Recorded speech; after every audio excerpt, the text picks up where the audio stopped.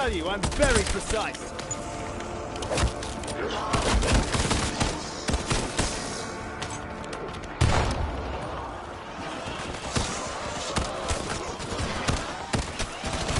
One and done.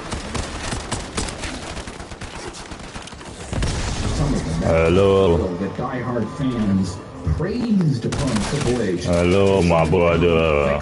And they've turned against everything. Can you hear me? Slowly wearing off the invincibility of WWE. If you hear me, bend over. Bend over. They're still up there. They're still tippy top. They're still the top of the industry. But maybe there's just some general discontent, specifically within the die-hard portion of the fan base. So what happened with these think about the ingredients and ladies that have been riding hard with WWE? As Triple H and his vision, others next to him maybe not doing exactly what people dreamed it could be. Even though the minds of the casual fans would still make their enough in that. So join us as we take a deep dive into the big issues for Triple H and WWE right now. Yeah, let's address the TKO elephant in the room and all of that stuff. This is Sportskeeda Wrestling. I'm Kevin Kellum. Let me know what you think is good and what you think is bad in the comments below with WWE. Yes, you can sound off, but you gotta tell us what's good and you gotta tell us what's bad. Let's address the TKO elephant in the room. The biggest portion of this, something that even Triple H really isn't responsible for, but certainly something he has to serve. The new ownership of WWE and TKO, and how they want to run the business, and how it all trickles down to some maybe unpopular decisions with even the most casual fans of everything WWE. Some prime examples are WWE canceling WrestleMania 42, the previously announced destination New Orleans, Louisiana, so that they could get a $5 million cut, reportedly, from Las Vegas, Nevada for the second consecutive year of a WrestleMania there. Yeah, then collecting a reported whopping $250 million from WrestleMania 43 acquisition with Saudi Arabia, a long-term partner which has long been expected to go to WrestleMania. So, yeah, a lot of big money. Are they supposed to turn away from money? No. And yes, ticket prices for live events for WWE right now feel sky high due to increased demand, the biggest factor, a secondary ticket resale market that drives up the prices for money that's made well beyond WWE even selling the ticket to you or anyone else, and TKO understanding how to benefit from all those factors for their own long-term business goals. Eventually, the trickle-down falls on the consumer, and the consumer complains about it, but they don't complain to the person reselling the ticket to them at 4 or 5 times the face value, or the demand just driving up the face value of the ticket. So with all that being said, we'll focus more exclusively in this photo on what we can see, the creative side of things, with what Triple H and his creative team are doing, what may be falling short, what is hitting, and what just has the internet freaking out in general.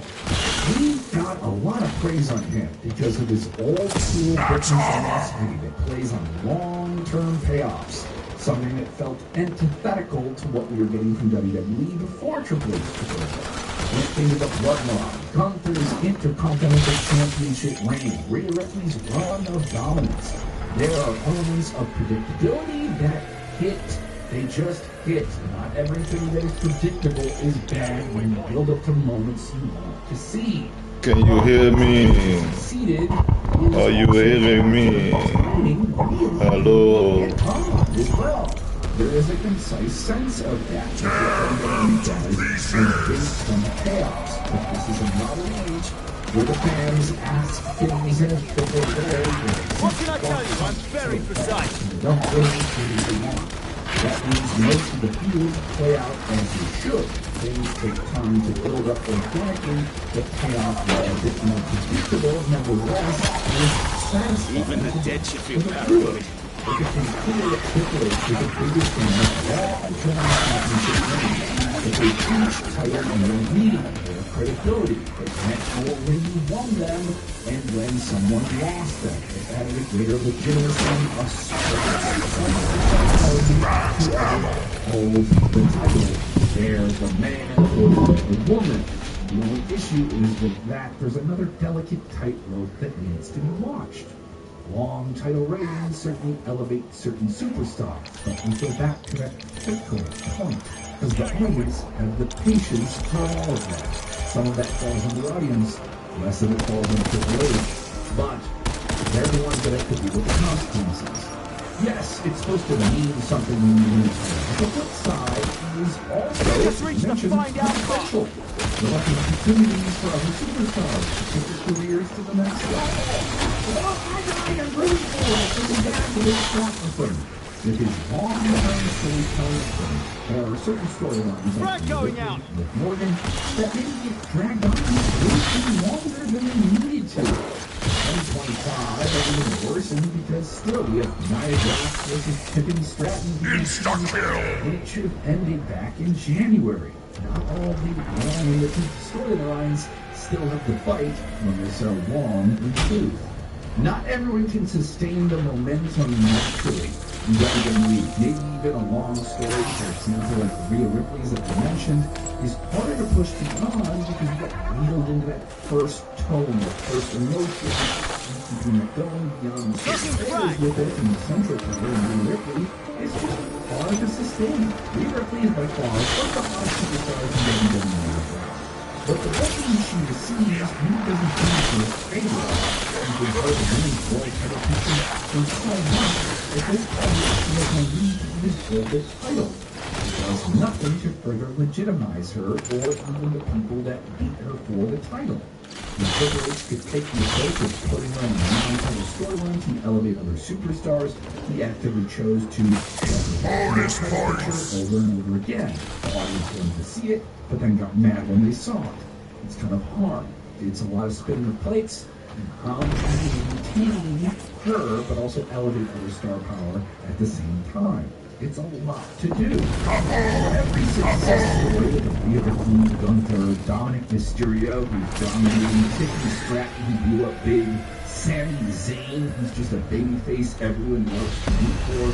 You have superstars who fall better well be down the tangible tide performance of the enhancements. company, like an Austin Theory, Karrion Kross, who's out of the picture, Bobby Lashley, who's over in AEW, Chad Gable, who unfortunately suffered an injury at the wrong time, so we know some of this is natural, but for the fans watching, it's why isn't this guy going on? Yeah, they're taking the twins out.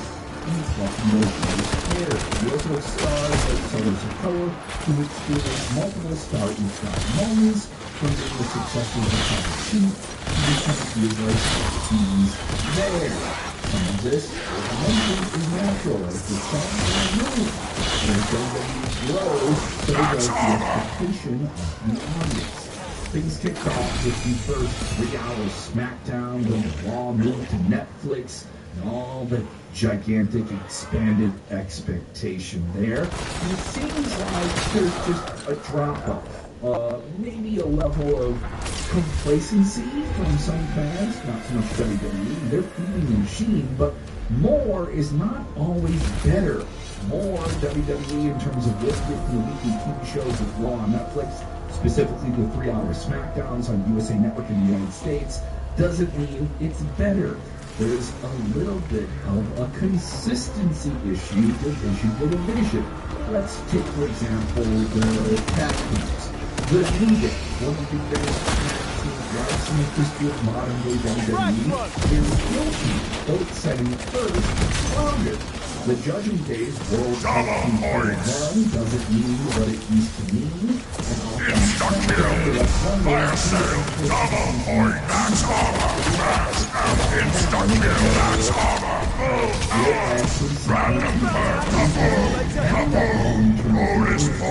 other storylines do.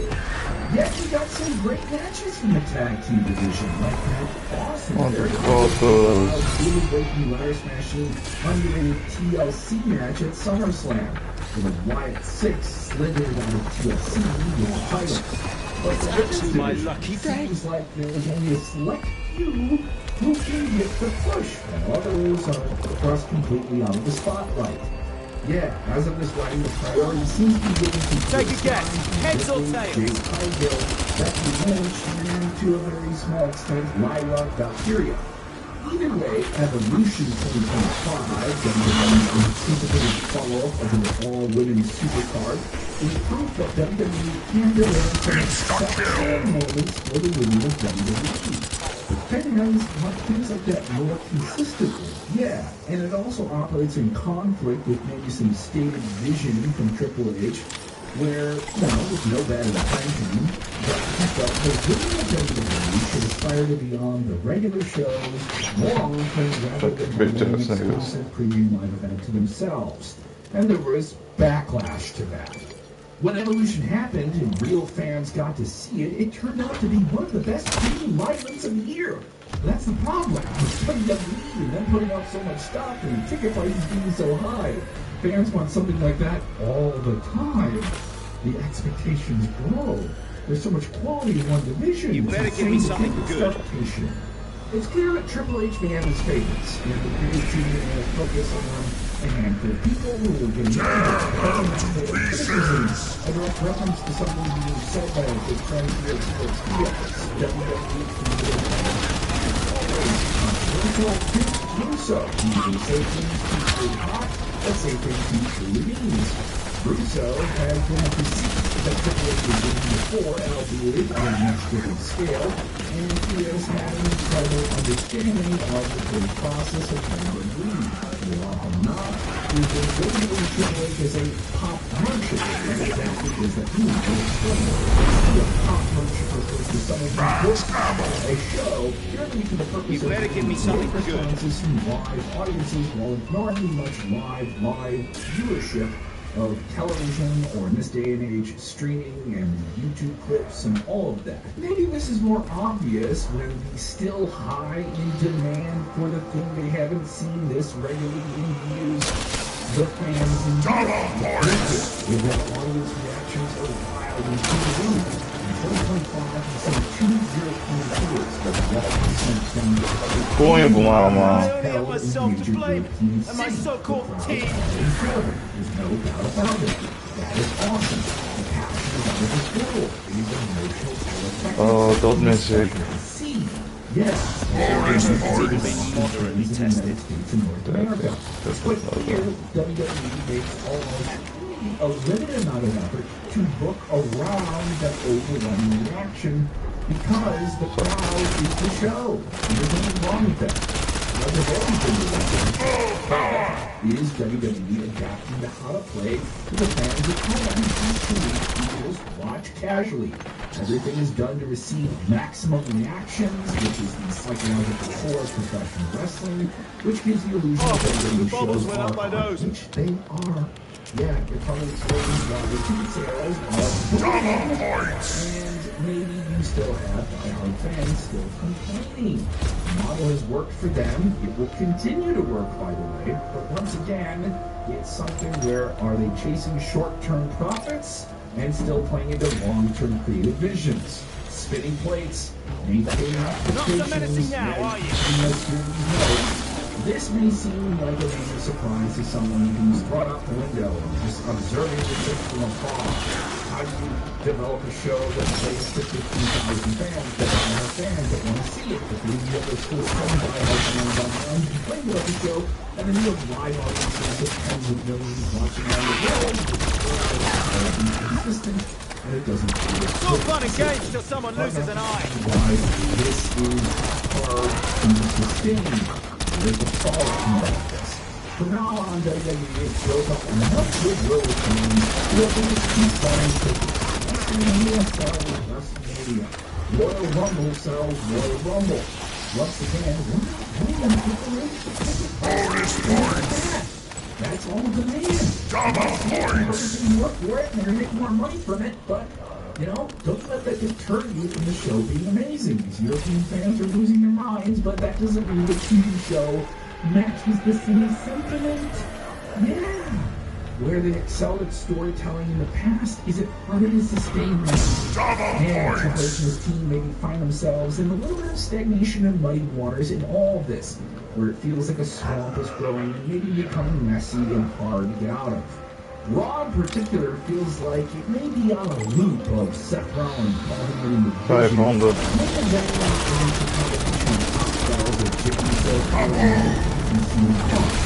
Yeah, and then we get that again. It may be the top angle that delivers, but the rest of the show feels like a mixed bag outside of them. On SmackDown, the situation seems to be worse, with the overall show lacking the same top-level star power that Raw has. So with the really great matches on TV coming in standard, why exactly is the pace of premium events Raw and SmackDown so all over the place? Something hits, and then something doesn't. In 2025, the break seems to have not hit that main point. That's all as it should be. Actual characters having the development at a pace that makes sense overall for all of them. Even when it comes with bigger stars like Io Sky, Rhea Ripley, and Sami Zayn, and others. What was the most compelling storyline outside of the main event for WWE?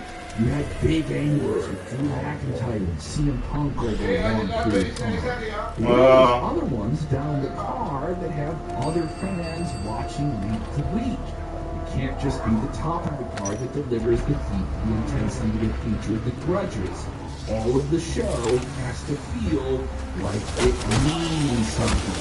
Try to explain that character to a non-wrestling fan, they don't know who they are, the match.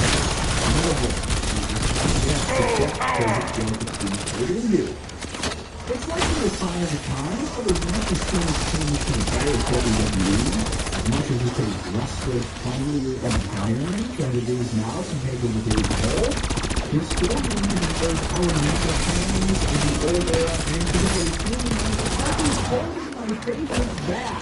Yeah, that's just always going to be there, and maybe it feels louder now.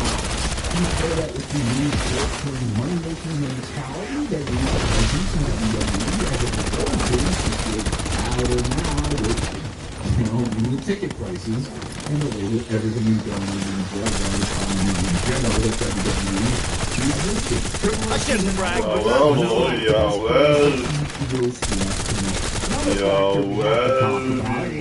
world outside of WWE and how WWE responds to it with constantly counteracting all elite wrestling. Their biggest rival with team and like brand new, but better. That leaves the same fans who might complain about booking now feeling like they have to choose between WWE and AEW when it comes to live premium events they want to watch on the weekends. You're not going to have people complaining about the quality of the wrestlers on the roster because that's simply not the case. A few years ago, WWE's chief executive Nick Khan told Warner in an interview with Dirtbag.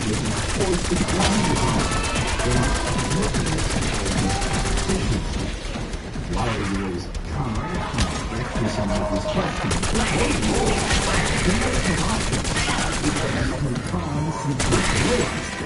reaching a lot of improvements with AEW in 2025. They've adapted to that. It seems like the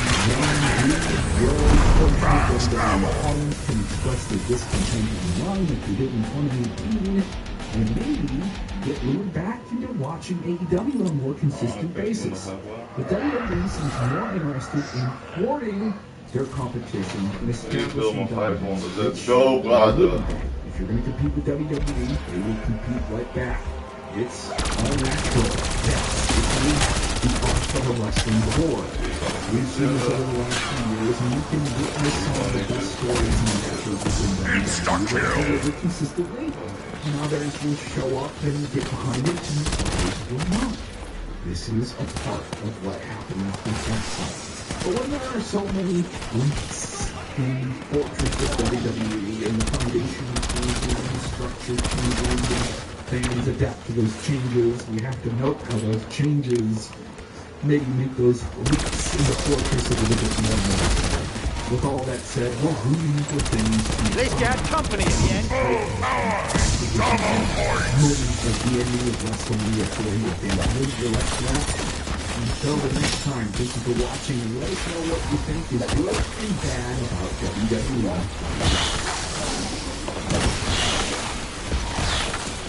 Max armor! Max ammo!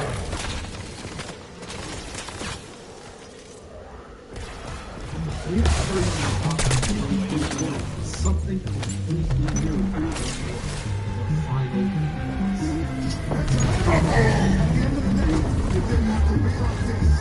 It was an evil, power-hungry version of Dwayne Johnson that would get and what made it so compelling was that it felt real. Not just because the fans rejected him, but because Hollywood was rejecting him as the Rock is sick of his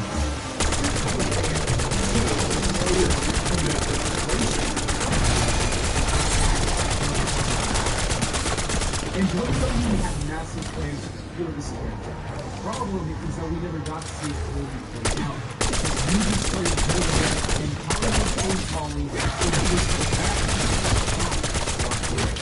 But what if he did? What if the final boss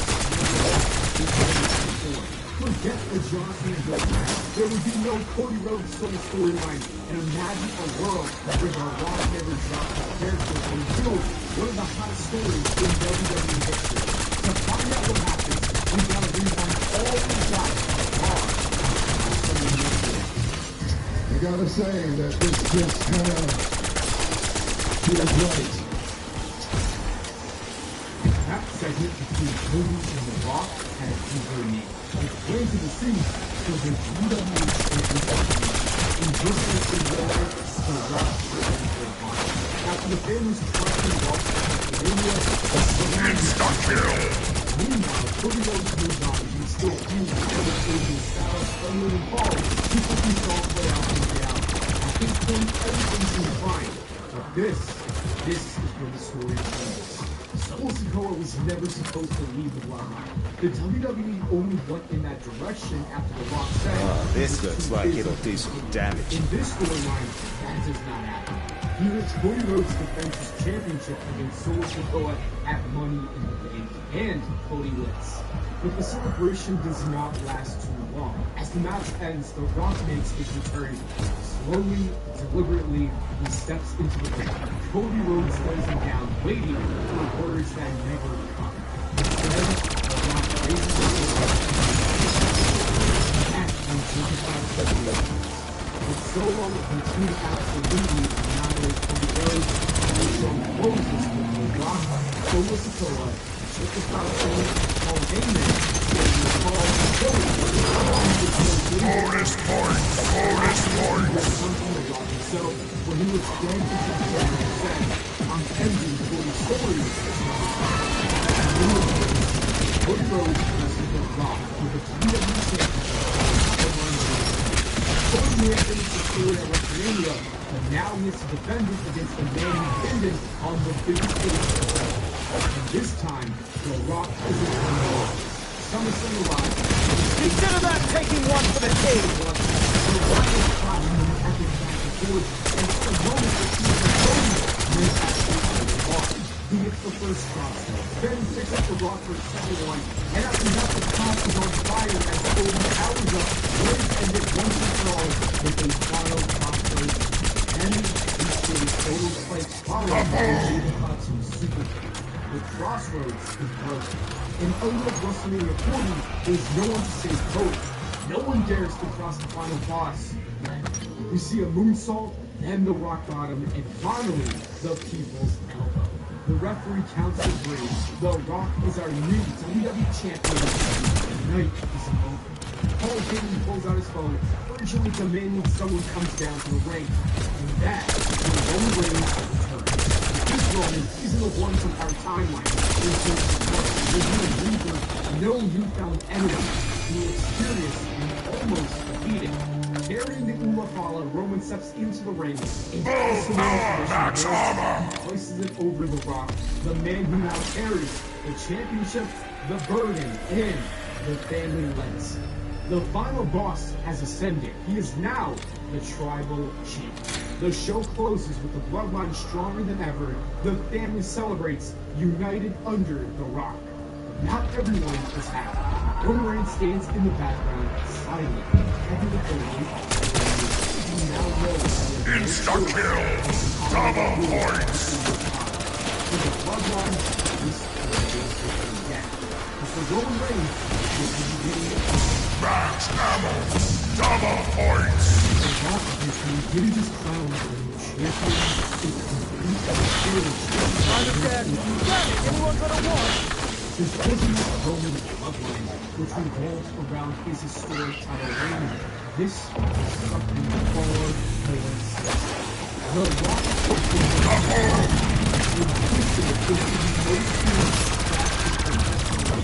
had ever seen. The best word to describe this new bloodline is evil.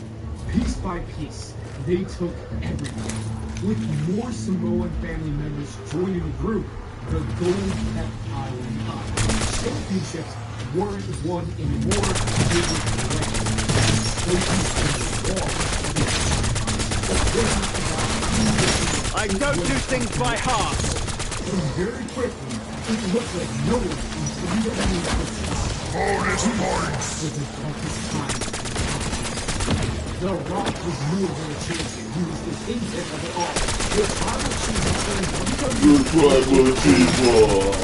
every time someone tried to step up, they were crushed. Every challenger, no matter how great, was left broken. The message was always the same. Defy the bloodline and you'll pay the price. The spirit of WWE was dying. For The Rock, there was only one goal in mind: protect the family legacy. WrestleMania 40 had scarred him. He swore the family would never be embarrassed like that, no matter the cost. And if that meant poison in the very heart of WWE, then so be it. Because to The Rock, nothing. Not the championship, not the fans, not even the future of wrestling itself is more important than the underlying damage.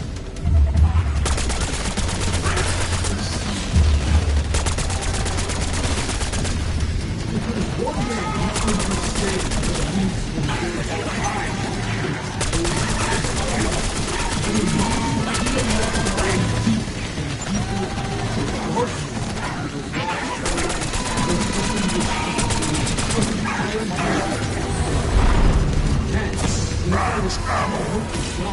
The American Nightmare returned.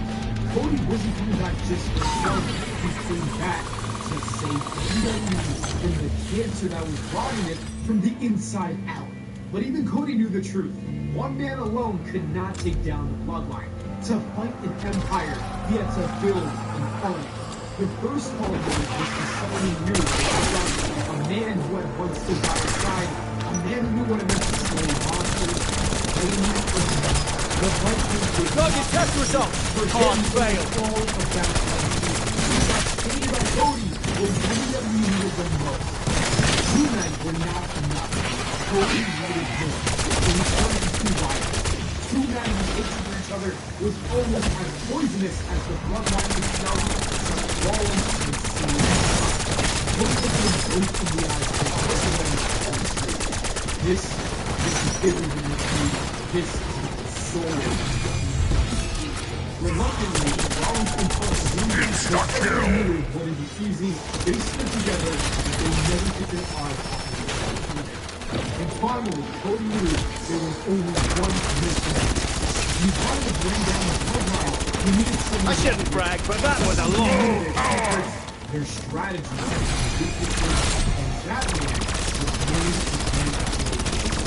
These five men were the last hope for a giant WWE. And so it was said. Cody's team was to war with the Rock bloodline at Survivor Series. The losing of the new WWE. This battle needed to be staged as real as the story itself. It was Double points! these stories said this wasn't a wrestling match, it was war. The match began with Jey and Roman face to face inside the scene. Jey Uso knows more than anybody what happens when there's an evil tribal chief boss running around. He tried to talk some sense into Roman, but it didn't work out in that, and the two started fighting it out. As expected, CM Punk and Rollins could not get on the same page, and their beef nearly cost WWE the match. Their egos were only too big to put aside. The chaos only escalated when Jacob Fatu stole the spotlight and they started walking off the top of the cage and crashed into the After that, we saw a legacy reunion with Cody and Randy, and even though years had passed, they had not lost respect. Together, they put on a fight that the bloodline just wasn't expecting, proving that sometimes family does not Bonus points! And the final boss, the Rock entered back, and in that moment, the entire war shifted. With the Rock leading the charge, the bloodline control, and it looked like Team WWE would fall in line just like everyone who got in their way for the last 2 months. Then came the spears around the world. Cody stood in the corner, lined up one rope for the spears and the war, but at the very last second, Cody stepped away, and Roman accidentally ran right into the Rock instead. And then Randy hit Roman with an RKO out of nowhere. Cody crawled across the bloody ring and covered his arm over the Rock for the Double points! The winner is over. Team WWE had won, and Cody Rhodes had pinned the Rock. The winners of the battle is Paul, while the bloodline won.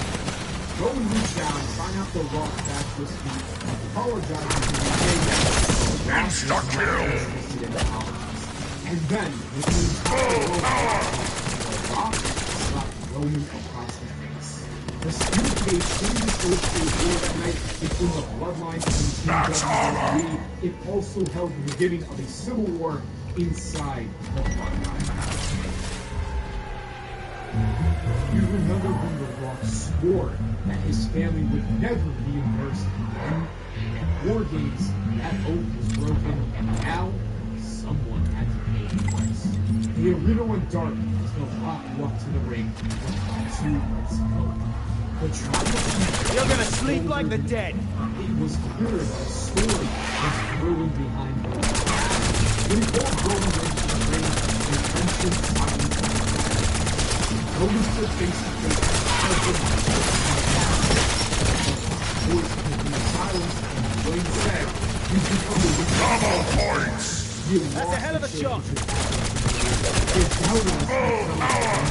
So tall, and now at War Games, you embarrassed us all. I told the Amazing what a bit of skill. humiliated again, and you made me a liar. Then, with venom in his tone, the Rock delivered his sentence. The final boss slowly unstrapped. Max armor! The camera zoomed in on his face, and it wasn't over in his hand. Party's over, The folks. ritual was about to be carried out. No one shook his head, refusing at first, but he knows the Samoan tradition better than anyone. After a tense pause, the first was slapped on his shot. Then another. Roman's body jolted with each strike, but he stood tall, refusing to fall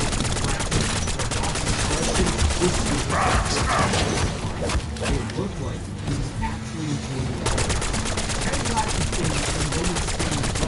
His body scarred and his pride completely shattered. And that's when Cody swung down the ramp with a steel chair in hand. He slid into the ring, swinging it, facing him for a trick. But Roman didn't even think it. He shoved Cody's back. Bonus points! After a long Insta-kill! Bonus points! out with the bloodline. The visual was haunting. Roman, bruised and broken, still choosing family over freedom. Cody picked up the mic and said, "Rock, you call yourself the final boss. You call yourself the tribal chief, but remember this. I pinned you at Survivor Series, and that means I get a shot at the WWE Championship, and it's not going to be down the line. No, it's going to happen on the debut episode of Raw on Netflix." Cody Rhodes versus The Rock for the WWE title. Oh, and also,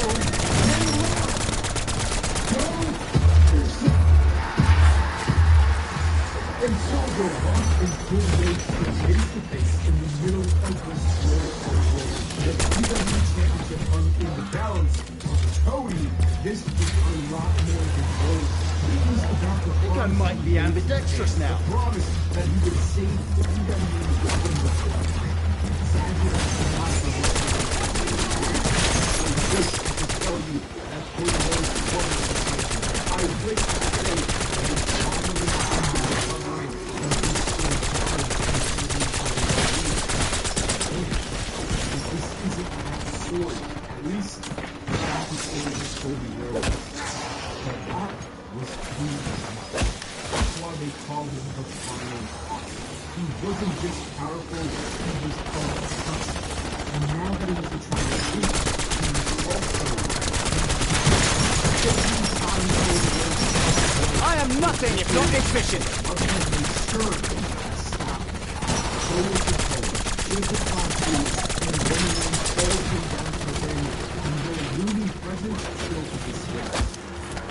This is Cody Rhodes when we talk about he still got and take a lot too. The crowd went crazy as Cody stood tall against impossible odds. And all the while Roman walks by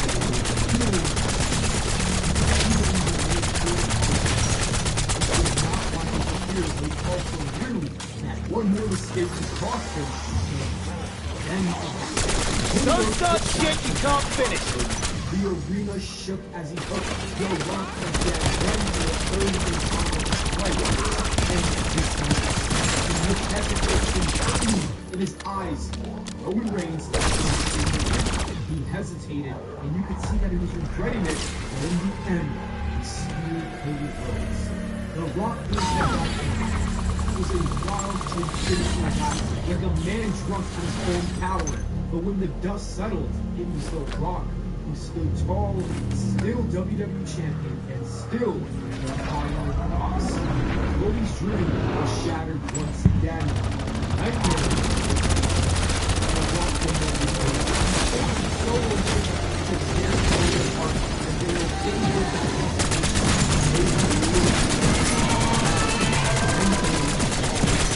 the same punishment for Roman. Now it was Cody's whip after whip echoed throughout the arena. Would you look at that? In pain, and Roman flinched with every strike. He pleaded, saying, "That's enough. The Cody problem is over." The Rock was finished. He locked eyes with Roman. He raised the bell. He raised it to finish. The crowd froze. Roman froze. This was the moment. Double points! Fire. He lifted his hand, standing over Cody. And in that instant, his whole brain flashed. Go get him, little champion. The torment of Jey Uso, the betrayal of Sami Zayn, the manipulation, the cruelty, and the sins all came back. Roman realized I don't do things by heart. He was just another victim. He made the decision to choose redemption. Instead of striking Roman Reigns with The Rock. The arena exploded. Fans all jumped out of their seats. The final boss staggered back in disbelief and retreated. Still charged at Roman, but was met with a sickening punch, and Jacob right into his feet.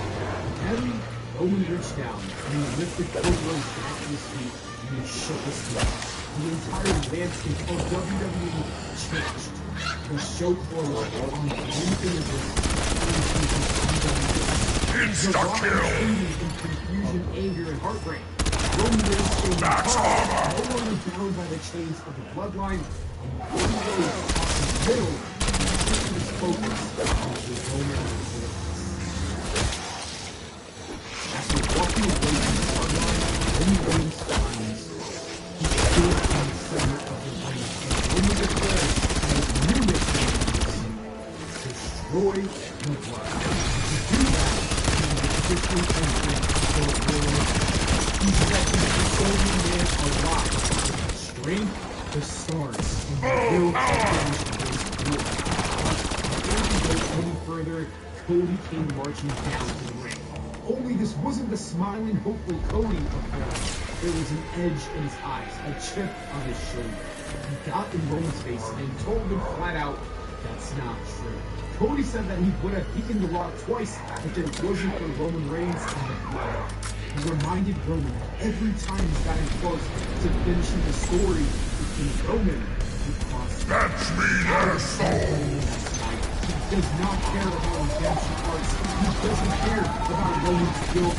Cody said the one thing and The Rock security at WrestleMania isn't Roman Reigns, but instead, it is his first is him winning the title. The two men stared each other down, claiming that they were wrestling. That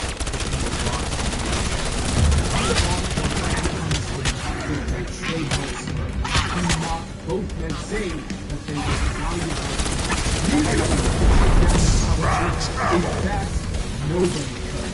He said it didn't matter how many tears Roman cried about redemption or how many times Cody whined about a story, The Rock wasn't going anywhere. And then he dropped the bombshell.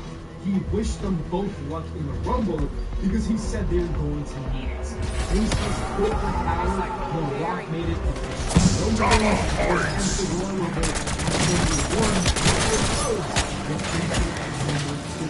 The Rock walked away, and the two men with the same goal in mind had to now fight from the very bottom just the way The Rock wanted. Heading into the Royal Rumble, and the odds were stacked in the odds-free odds against Roman Reigns and Cody Rhodes. I said they refused to turn their partnership, and early on, the match started with a tense stare-down. Then they exchanged words, glares, and shoves. It looked like things were ready to blow at any moment, but then the clock counted down, and then the three came forward. The new challenger came to the ring, then another, and another, and the fourth of the Rumble is Roman and Cody apart. The two fight, You're definitely brain dead now. Down only 5 minutes remaining. Roman Reigns, Cody Rhodes, Eddie Orton, AJ Styles, John Cena. The crowd was pushing with never fairly injured. And the Jesus, but instead of one man, it was a Bonus point, that's all! This wasn't a fair fight, it was corruption. It was a hijack of the Rumble. They swarmed away, and AJ Styles was the first one in spot. Then they circled the Cena, Orton, Cody, and Roman realized that only they would survive. Commendable precision! For the first time all night, they scared them. All fans were to throw off their hospital. The numbers get up, and the boxing out and over the way. Then Roman followed to take one last out of nowhere, and the dream team was reduced to big match. Roman Reigns, Cody, in the moment, their rivals were still become brothers in arms. Together they turned the tide. They started eliminating member after member, and the unthinkable, the unstoppable bloodline was being dismantled until it was very high. And just like that, the ring was down to 4. Solo Sikoa, Jacob Fatu, Cody Rhodes, and Roman Reigns. At the same time, Cody and Roman eliminated the last 2 members of the bloodline, and just like that, we were down to the final 2.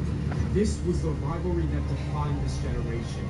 These are the 2 men who both believed that they were the one destined to dethrone The Rock and save WWE.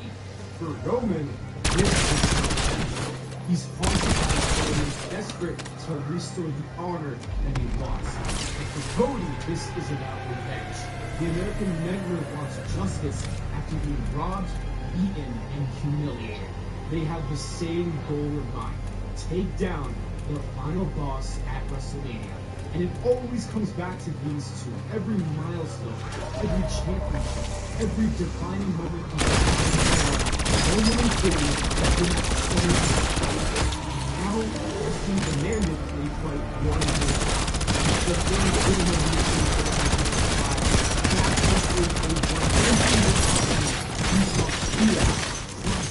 Cody Cutters, Superman punches, everything they had. Time they fight, they found the strength of their body. Neither man was neither man stayed out. Minutes felt like hours as they pushed past the boss. Every movement was fueled by pure will power. And then, they're breaking them. Cody called on his father's he fired up the top of the dust road was slowly hurt. And that's when Cody started to make instant blood. One final Cody fire. This moment Full power! as Cody left onto the road, instant was in one desperate move. he shut Cody off balance, sending him crashing to the top. Cody was against all odds, he stood tall as the winner of the 2025 World Rumble, and the crowd was full. Some cheered, some cried to be Cody's hand was lifted over the he stood in the ring with all the weight of destiny on his shoulders. Roman Reigns was going to WrestleMania 31, and he knew he needed to prepare for the war of tribal WrestleMania 31. Don't start shit you can't finish. Everything Rollins for the first time. Gunther versus Junker Bill Allen. They're breaking point. Cody called on his father. Deploying point turret. He fired up the crowd with a dynamic elbow. The spirit of Dusty Rhodes was slowly through. And that's when Cody set up for the finishing blow. One final Cody cover. This moment would become the greatest match. As Cody left off the ropes, almost in one desperate motion, he shoved Cody off balance, sending him through the top. Cody was the floor and the Reigns, against all odds, he stood tall as the winner of the 2025 World Rumble. Some cheered, some cried, others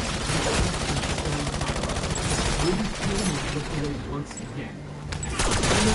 He wasn't even celebrating. He stood in the ring with his eyes locked on the WrestleMania stage with all the weight of destiny on his shoulders. Roman Reigns was going to WrestleMania 41, and he knew that he needed to be prepared for the war with the tribal champion. And here we are, WrestleMania 41. This time on the greatest stage, and we have a hard unlike everything we've ever seen before. CM Punk versus Seth Rollins for the first time.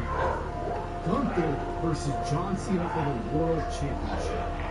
Randy Orton versus Cody Rhodes, a personal battle that was born in this match. And then we get the main event, the biggest wrestling match of all time. Roman Reigns versus Cena. This isn't just about the WWE Championship.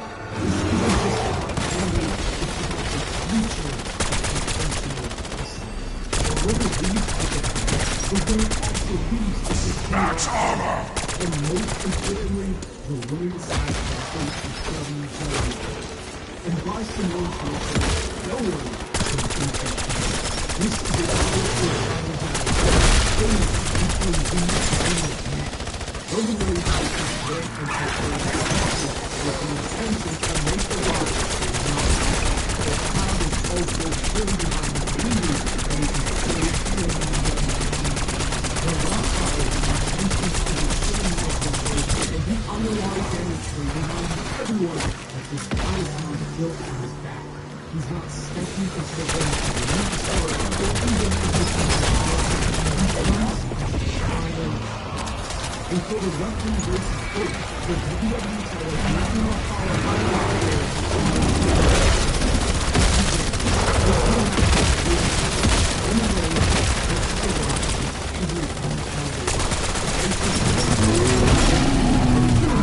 It's a back and forth with every fan on the internet. The Rock throws everything at his cousin, multiple rock bottoms and people's elbows, but it's not enough. Roman keeps getting hot. At one point, the Rock hits Roman on the elbow and he's up to the He calls it up and in one final kick. The Rock knew he was the end, but somehow Roman carries out a very soothing indeed. He was in complete disbelief. There was even some huge development. For the first time, the final boss didn't feel untouchable. The Rock looked into Roman's eyes and pleaded for mercy. The same Rock who used Roman Reigns and tried to destroy WWE is now begging for family. But Roman shook his head and said, It didn't matter like this. The words sting like a dagger, it was a callback to The Rock's own promo from the man that had fully embraced the darkness. And now, the circle is complete. As Tony stripped down Roman's face, he tells The Rock, "I love you." And then he charges at him for one final spear. The referee counts 1, 2, 3. Roman Reigns did it. The WWE Championship is his. The Tribal Chief mantle is his. And WWE is saved. But this isn't a victory born out of hatred. He helps The Rock to his feet, and the two embrace in the center of the ring. The Rock knows it's over, and he accepts. With dignity, he drapes the Ula Fala over Roman's neck, acknowledging him as the one true Tribal Chief. And then, in a symbolic gesture, The Rock leaves behind his final elbow pad in the center of the ring, concluding his legendary career, and he walks away.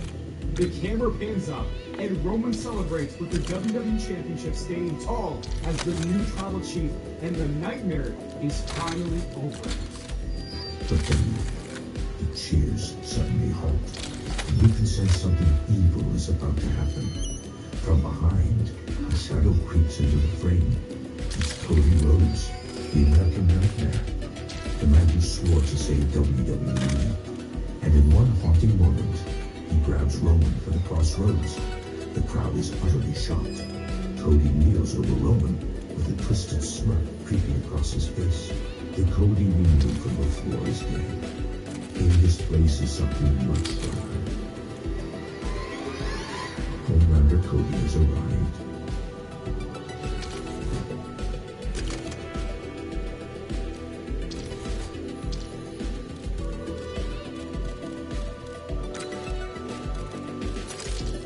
Every WWE comeback is supposed to hit. Sadly though, sometimes it's only a matter of weeks, days, hours, or even minutes before the company realizes they've made a terrible mistake. So I'm Gareth, you're watching What Culture Wrestling, and here are 15 WWE returns that immediately backfired.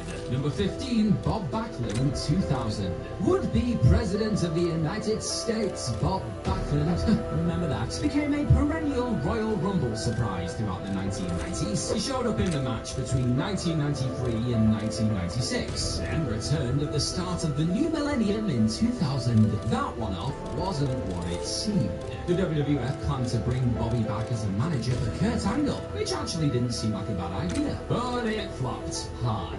It's true. Curtis told a story via his podcast about Backlund forgetting they were live on Raw when shooting a backstage skit. This happened shortly after they'd been shunted together as a mentor and protege double act. According to Angle, Bob was a little too over the top and erratic during skits, but it was his character-breaking moment on the flagship that tipped producers over the edge. Bob was supposed to put somebody in a submission, but they were sitting down. So he turned to Kurt and asked if the dude was supposed to be standing or not. This real-life bewilderment caused Angle to turn and stare at a WWF writer who was standing on screen.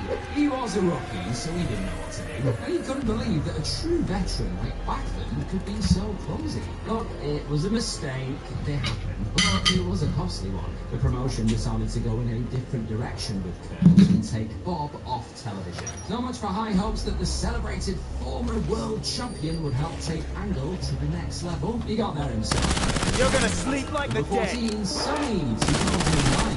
Time to play a game of Bonus points. Their life has taken several miserable turns over the years, but Sunny did seem to be getting things back on track when WWE brought her back for Raw's 15th anniversary celebrations in 2007. Eventually, the company inducted her into the Hall of Fame in 2011. Sandwiched in between is a WrestleMania appearance most simply won't remember. And you got a good excuse for that. WWE barely promoted that Sunny was part of the Miss WrestleMania Battle Royale at WrestleMania 25. In fact, she was hardly on camera at all before being dumped out of the match by Beth Phoenix. The women involved didn't get individual entrances, still played down to the ring as Kid Rock instead.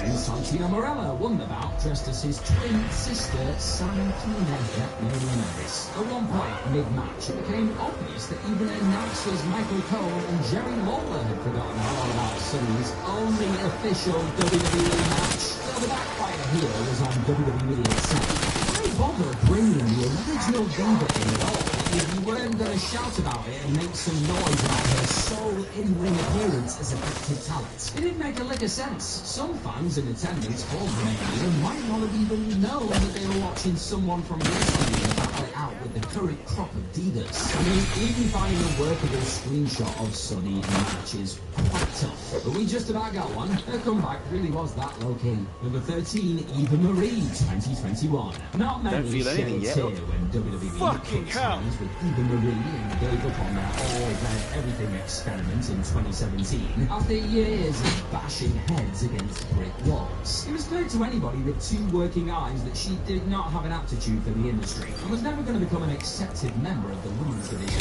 I mean, it sounds cruel, but it's just true. And that was especially true once Divas gave way to Revolution in 2015. Then they tried again. Following several weeks of hype vignettes, Eva appeared on the 14th of June 2021 Raw and had Dewdrop action on her back. Goes over, And that was Piper fuckface. Niven's crappy original name on the main roster. This was more of the same stuff that we had seen from Marie during the unsatisfying first run in the company. There was absolutely zero demand for it, no one was good. It became clear instantly that she wasn't going to work second time around either. Like it was obvious literally seconds after she strutted on screen with Dewdrop behind her. Now credit to Piper for doing everything she could to facially sell how awful Eva would be in. But therein lies the problem. Marie was playing a one-note, dated caricature during an era where the likes of Becky Lynch, Charlotte Flair, Bianca Belair, and Bayley were working bangers between the ropes. She felt seriously out of place. Again. WWE gave up later the same year after a roundly unwanted SummerSlam clash with Alexa Bliss that included way too much labor doll nonsense. So we don't like it. This evolution was a throwback to the pre-revolution days, not a good one. And that is probably that of a wrestling. Now we're talking about all these returns and comebacks that were a little bit disappointing, or just backfired altogether. So I was about that kind of comment section right down below. What do you think is the most disappointing comeback? Not that we're in this list as well. Number 12, versus Bulldog 1999. Keep in mind before watching this entry right here that the WWF wanted Davey Boy Smith to be a world champion. And he feuded with The Rock as part of a six-pack challenge for the vacant WWF title Unforgiven 1999, and that took place on the 26th of September. Earlier in the month, on the 9th of September, SmackDown, Smith returned to action and beat Big Boss Man in 90 seconds for the hardcore title, then handed the belt off to Al Snow. Right, the British Bulldog did all this wearing jeans and a hoodie, though it barely even looked like the chiseled brown mountain Federation fans at last seen back in 1997. Truthfully, Davies' comebacks were snake fit from the off. He's not impersonating shit without various additions. Have fun playing Regardless, statues. this was a less than stellar piece of work for such a major comeback. It didn't even change Bulldog's music up, which meant that fans in attendance initially had no clue who was answering the Boss Man's opening challenge. Definitely style. Worse was to come the longer Smith wrestled. It was painful obvious that he was a shadow of his former self as a worker. The whole thing was pretty sad to see, actually. Bulldog had been such a well-received star in his prime. And now here he was, looking like someone's dad decided to win the hardcore title before picking the kids up from school. Way to make someone big time look less than guys. This was just a poor decision. If anything, Bulldog should have been kept back for Unforgiven and eased back in rather than poking the Bossman versus Snow stuff, just because that story had dogs in it and he had dogs in his name. Very good. Number 11, Road Warrior Animal 2005. What comes to mind when you hear the name Legion of Doom? Big spiked shoulder pads, NWA/WCW squash matches, and Hawk yelling, "What a rush!" Right? One name that doesn't, or shouldn't, leap to the forefront of brains is John Heidenreich. Unfortunately, someone the ideal replacement for the sadly deceased Hawk in 2005. But that really Eat dirt, dirtbag! immediately. On the 14th of July, both live SmackDown trying I offer a for group famous Road discount. Warrior to find a tag team partner and face them for the belts at the upcoming Great American Bash pay-per-view. Somebody must have tracked Animal on the box with a steel chair backstage, because he stumbled around before settling on Heidenreich as the right man for the job. And the worst era of LOD commenced. Yeah. Literally nobody asked for this. Had WWE fans been polled, they probably would have plunked for Animal riding solo against Bill Mercury and Johnny Nitro rather than teaming with Hyde and Heidenreich. Whereas Heidenreich then became an official member of the Road Warriors. He added his own face paint and spiky shoulder pads to the equation. This is even worse than the Droz offshoot had been years earlier in 1998 and 1999. Bringing Animal back would have worked out had he not had proved his own credibility within minutes by recruiting Heidenreich. Oh, that name. Fans didn't want to see anybody replaced. I have questions.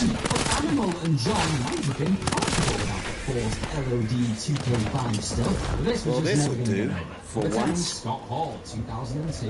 Okay, so some viewers might consider this slightly unfair, because there was a bit of excitement for the NWO's arrival on WWF screens in February 2002.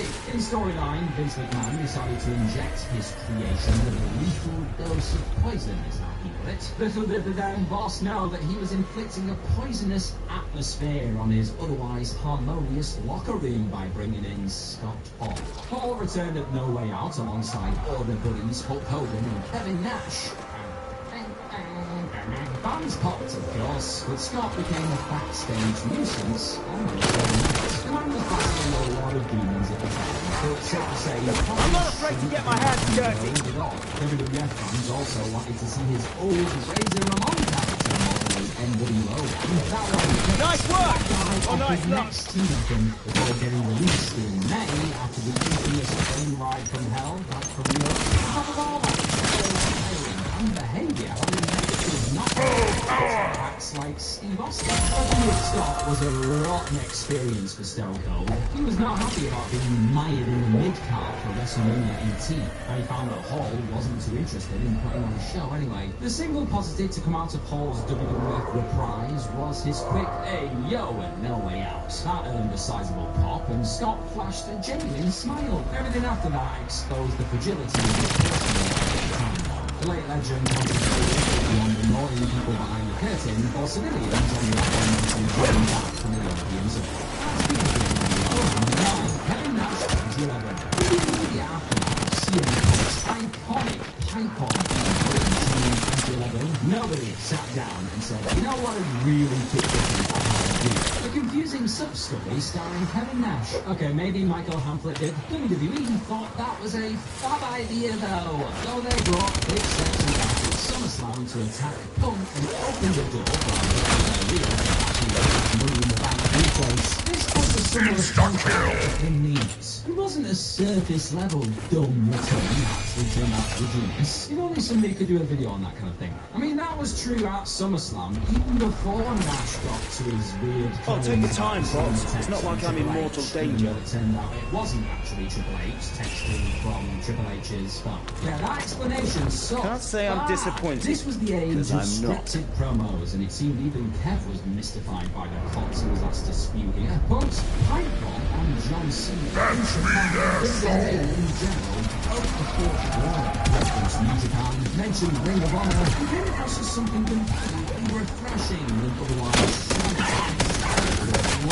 This huge, started capitalizing on that and Punk's disappearance. WWE title post moving the back model. The promotion found an interim champion, then had Diesel wanting to immediately with CM afterwards. Yes, What can I tell you? I'm very precise. always going to react to Big Nash. When he's come back, apparently that was far too simple a concept for the weary creative team to fathom. So they went with Kevin and Trips at loggerheads. As Punk's hot summertime shoot became less and less of a concern, backfired is putting it mildly. This stunk. The great Scott Steiner, 2002. The Steiner brothers hated WWF life so much between 1992 and 1994 that they couldn't wait to leave ECW as a quick excursion and return home to WCW. Now, in 2002, Scott Steiner Up and away. main event for talent. You look drastically different to the mullet-rocking tag team wrestlers you've been during the New Year.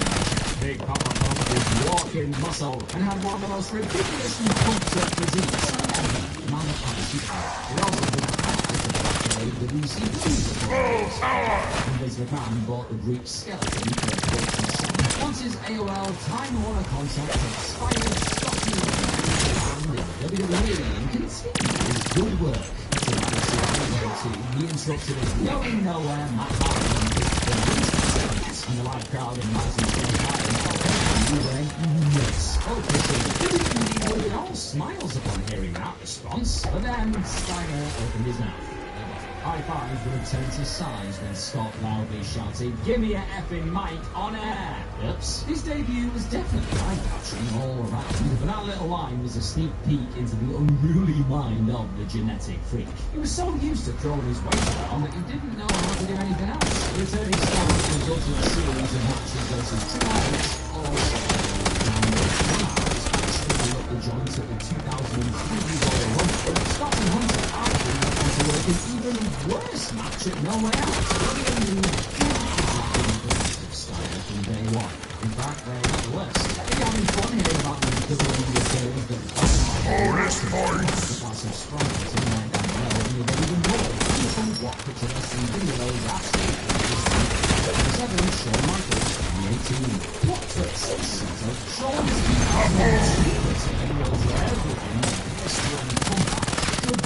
That immediately paid dividends at SummerSlam, and it looked like Michaels had not lost a damn step. He'd then go on to enjoy approximately 8 years of stunning work that maybe even topped what he'd achieved pre-back injury in the 1990s. Lightning didn't strike twice for HBK though. He signed on for a marquee tag bout with Triple H versus Kane and The Undertaker at Crown Jewel 2018, and fans were hyped by the thought of seeing Shawn wrestle for the first time since his 2010 retirement. He'd always been steadfast about never returning, so this felt like a huge, gigantic deal. Surely such a legend wouldn't agree to work again unless he was about to blow everyone's minds, right?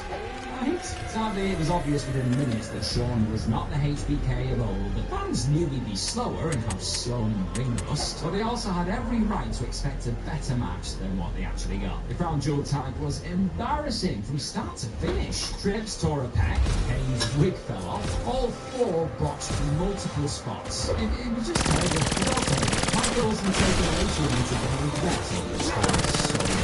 They were mortified, and rightly so. Even the biggest Shawn Michaels fan couldn't bring without this solid excuse for the send-off. The ex-person Feels good to create confusion. Some of the exhilarating work that HBK had done before retiring the first time. It was all just a blatant distract, like a little bad taste in life. And hey, nobody's throwing stones at wrestlers for getting better. But the match was atrocious. It began poorly, then got even worse. What a nightmare. Number 6, Goldberg 2019. Right, It better well be tangible performance enhancement. Live in my bedroom. And I'll never forget just how electrifying Brock Lesnar versus Goldberg. Consider that taking one for the team. It only worked for a few minutes. But both held one another around the before getting out. We found the better matches on the whole card. So WWE cannot be blamed for wanting to get more. Almost 2 years later, Goldberg was back for a crisis with The Undertaker at Super Showdown 2019.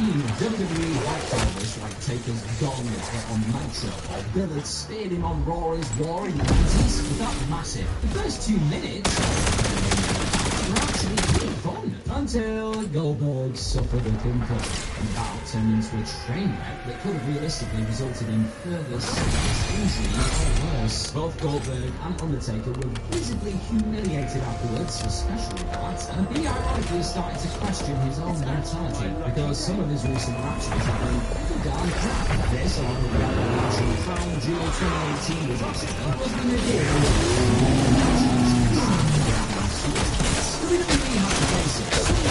Just couldn't go anywhere. The Belmonts were getting had to deliver what they could. Goldberg going after Taker was one match too many for the ex-WCW squash match machine. And you probably know what happened next. Big Bill's next foray was even less enticing, and it blew up in WWE's faces instantly. But it's time to take a look at the misery of Super Showdown 2020. Number 5, Goldberg. Yeah, it's Goldberg again. It hurts back for Facts are facts though. Anybody who remembered the night. Dare I hope it's even been moderately tested.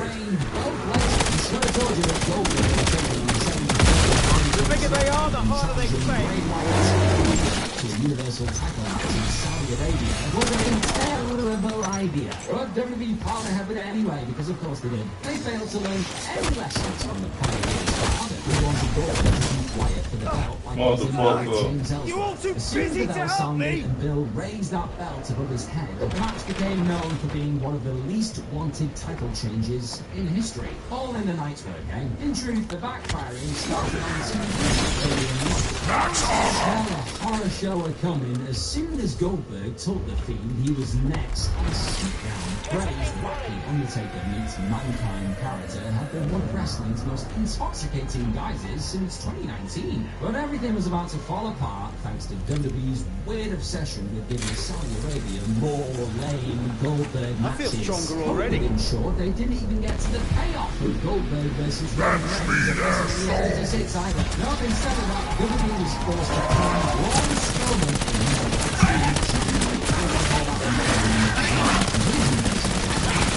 Commendable precision!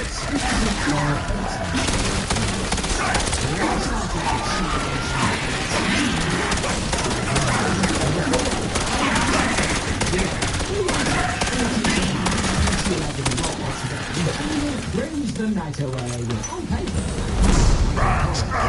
Joining all the sons browbeating for being a rocky partner works. In execution, though, it was one of the most awkward segments in WWE history. It's also distressing for those who love them some Grandmaster Sexy. The former Too Cool favourite showed up on the flagship at the behest of Cole. But nobody in attendance seemed to have a clue who he was. He was dancing to nothing. From Christopher's entrance, playing before death and silence. The crowd just sat there, hands during tense dialogue between Brian and Joe. Honestly, the silence was deafening. You could almost hear vendors selling popcorn.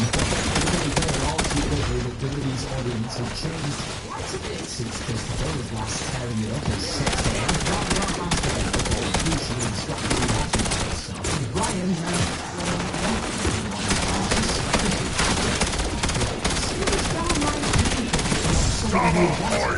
seriously hot.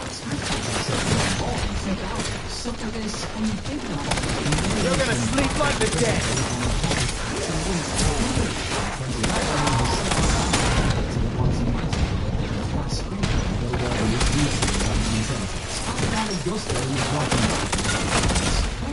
Number 3, Raw 10 Soft.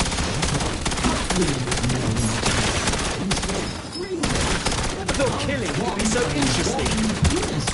Prince Albert during the Attitude Era, 2 having a hairy body, 3 going off to Japan after leaving WWE in 2004 and becoming a much better worker. He deserves credit for that last one, so it's no wonder the promotion wanted to bring him back years later for another world. Could they have picked a worse time to debut as new Lord Tensai Gimmick than the night after WrestleMania though? Tensai was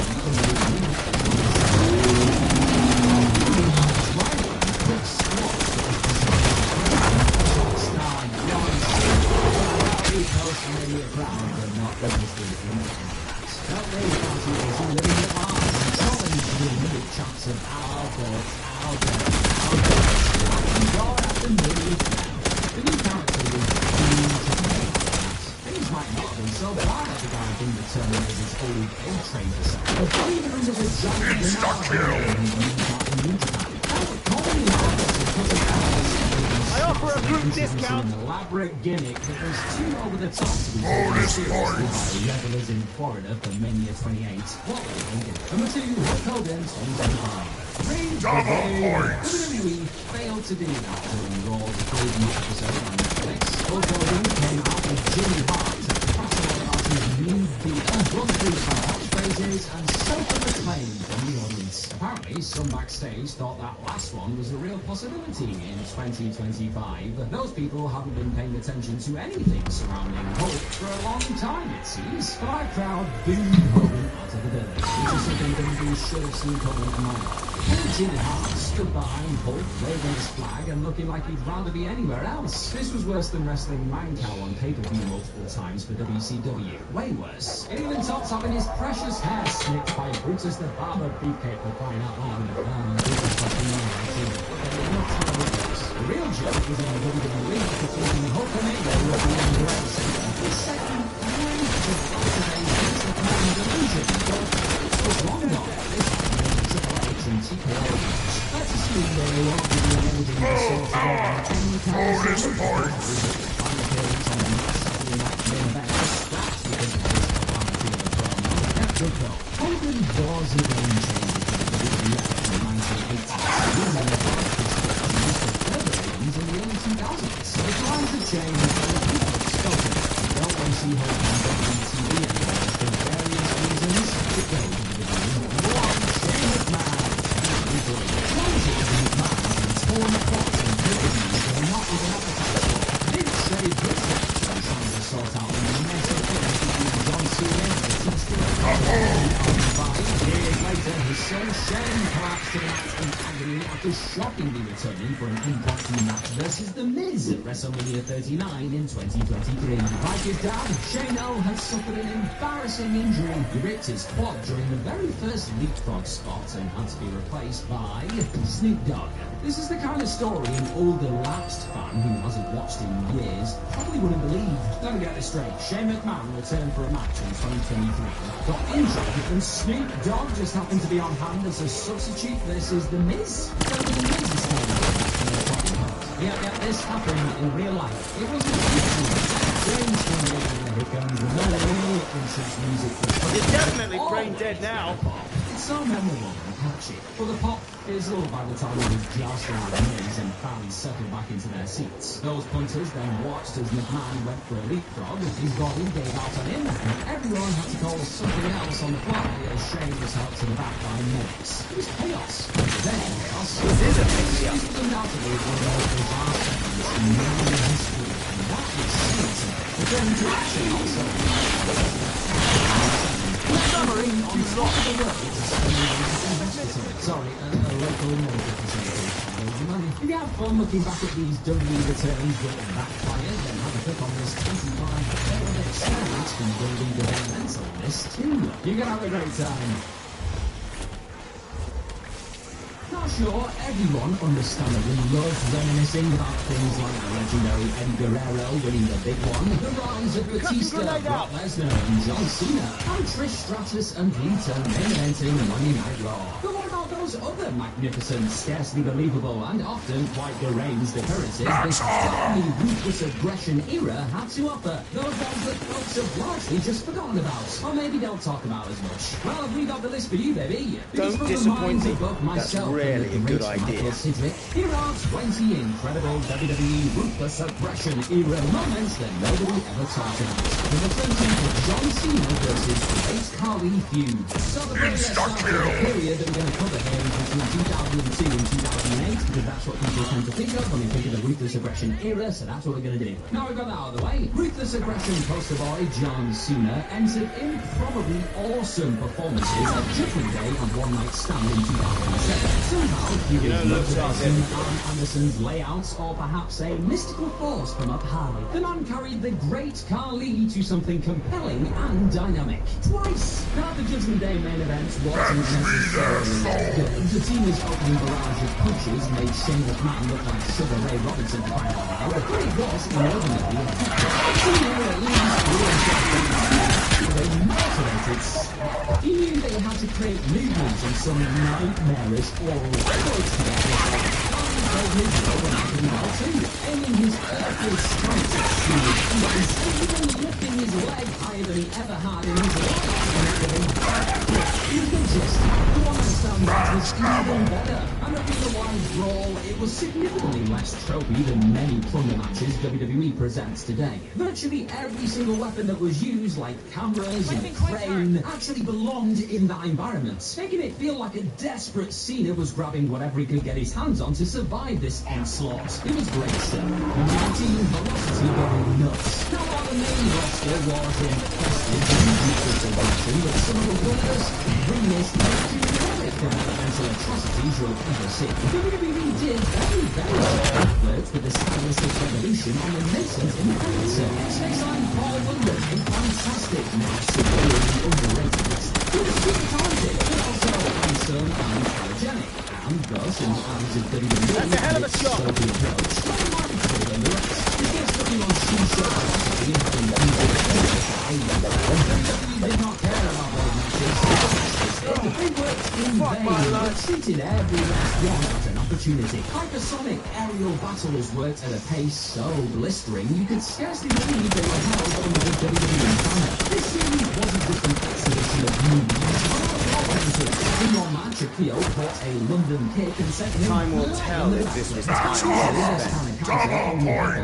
the opponent to land on their feet and mount another attack. It's athletically impressive, but a bit too sharp. This right here, though, was an actual attack. London bumped legs first on the ropes and then on his head with a horrific and rather awesome twisting motion. Wrestlers should find this level of intent to their work today, you ask me. Rating one of the sickest matches ever. It wasn't a style ever.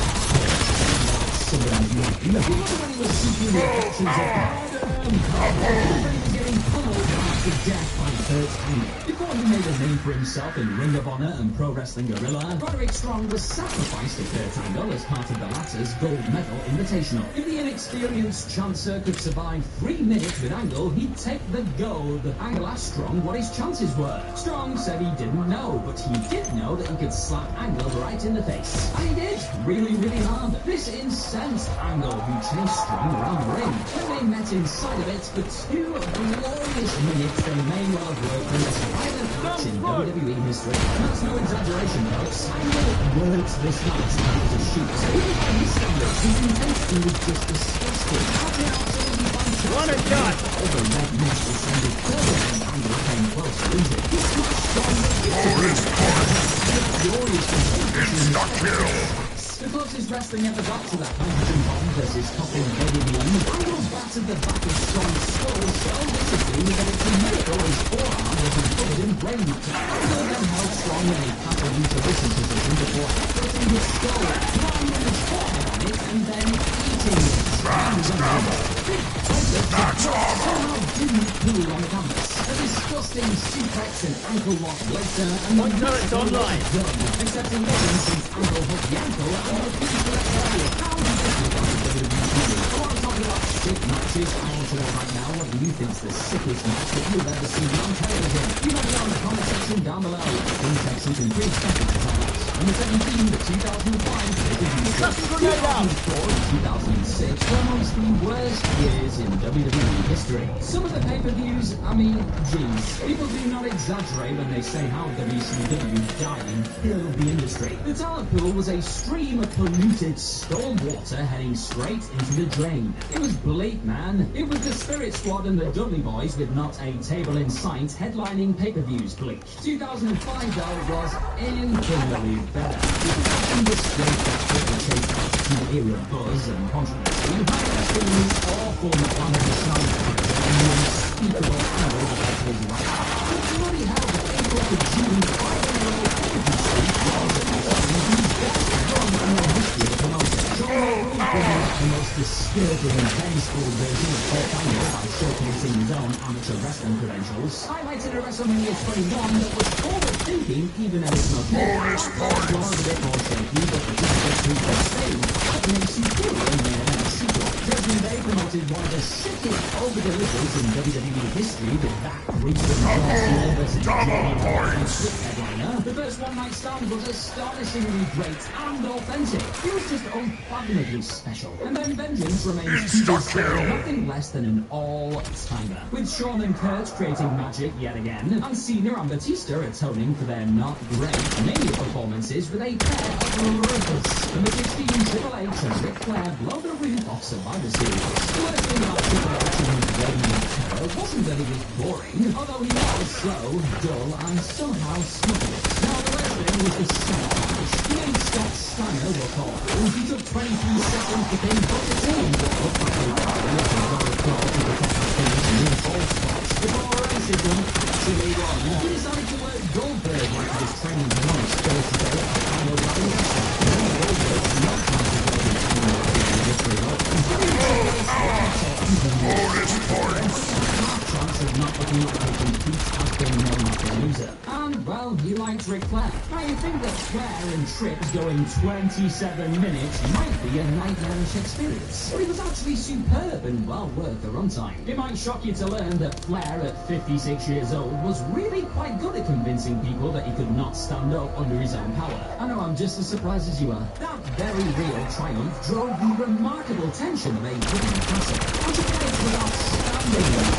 He was a precision killer in there. And in one awesome spot, he blasted Flair and put on the floor with a spinebuster. Flair's back was working with vengeance and looked about 19 before that's impressive, dangerous, terrifying pro wrestling. Stephen Cody has studied ahead of AEW in 2018. Peanuts. Number 15, Edgy Ric Flair impersonation skits. This one barely gets remembered for two reasons. Number one, the Generation X Nation of Domination and Indoor Order for the 13 sketches were far more intense. And number two, it's difficult to recall the times in which Flair actually has passion. He plays a super intense and somewhat corny, vengeful badass these days to mix results. He still has the odd one-liner and sure, but he's mostly known for his forehead now. As a man.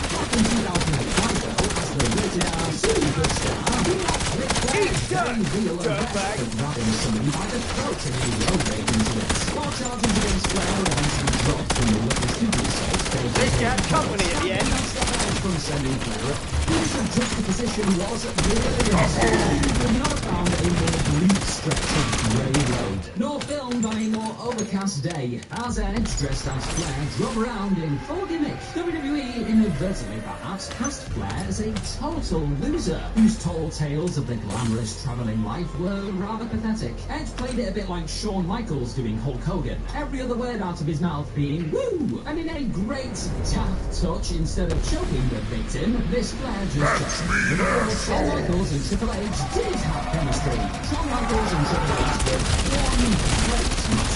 Their sometime 2002 there was a wicked, basic story elevated by Shawn's massive selling. But elsewhere, they really took it down with wrestling. There are few things worse than a wrestling match that tries to see the match as a joke. Even if it's 2004, Shawn and Triple H had nearly 15 minutes in Hell in a Cell. It might be the most contentious match of all time. They took a core idea, the spaces between the moves much more than the moves themselves, and tried to be profound by lying around and doing absolutely nothing. The exhaustion was meant to reach the people, and oh, it did, but not in the way intended. The crowd was just bored to death. He said something about the absolute state of WWE in 2004, that short of better options, fans actually voted for a rematch at Tabby Tuesday. Their brief resignation was rewarded with a tighter, less mandatory race. That's all! Basically, since 2002, this time Shawn changed up. He is currently content all over wrestling. A lot of my fans should probably study how to act and work with story and injury. I just watched some Shawn Michaels matches with this type of kids. Sending done! He wrestled as if it was hanging out. The whole thing mirroring his opponent's assaulted voice. And suddenly he managed to arrest the fourth himself to the floor and then his parents put him in. That's how good Michaels was, baby. Number 13, this incredible Shawn Michaels face-off. Shawn Michaels played heel against Hulk Hogan in their 2005 series, and driven with pure defiance. Embarrassingly, Hogan's shit and military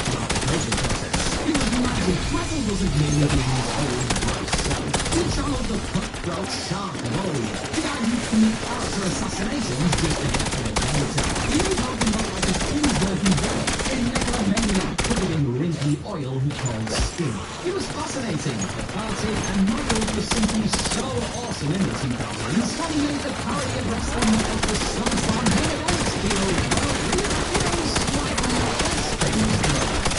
Sean executed the greatest fake-out in pro wrestling history when playing, since he had no choice, situational heel in Montreal. Less famous than his parody Can I of return Hogan, it if I but don't like far it? more scathing. When Bret Hart's music started playing in that arena, the place went absolutely nuts. And Michaels was priceless on the cell. He looked absolutely dumbfounded. He'd seen a ghost, and it wasn't a deer that he blasted to Kingdom Come returning to haunt him. It was except it wasn't, and he just pissed himself off. Everyone was furious. Oh, it was great. It was great. Number 12, the best wrestling album ever. He liked the wrestling albums and the nasty bunch. Some of them were talking terrible names for saying that he claimed wrestling might have one or two flaws to their game. Some of them would abuse unique DMs for preferring one wrestling promotion to another. And yet they must be a bunch of suckers deep down, because historically they tuned the way wrestling wedding in their drawers. Weddings are invariably a raking hit. Following that to the wall, Michael happened in 2007.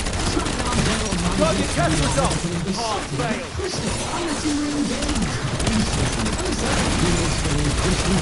Second Edge were hired the wedding band. And their song, Let's Get Married, was an absolute delight. There's a lot of gags, but it's the Crystal for all the heads don't getting all interrupted to sing a song of her own. But this knew exactly what it was. One great stupid and overacted. Now there's a sentence. More than just how great WrestleMania 24 was.